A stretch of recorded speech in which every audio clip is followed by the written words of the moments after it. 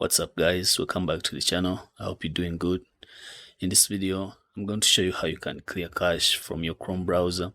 This can help if you have website issues or any other reason that you need this for. I'm going to show you how you can do it. If you found it useful, please give it a thumbs up and also subscribe to my channel because it really helps me.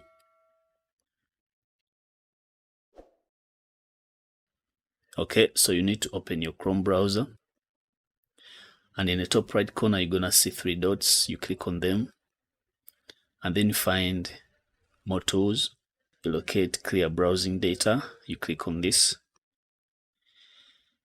Here you're gonna find basic and advanced. You just need to stick with basic, and you have to choose the time range that you want to clear the data for.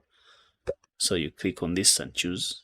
There's last hour, there's last 24 hours, last 7 days, but I advise you click all time so you can clear everything. Okay, I'm gonna select all time.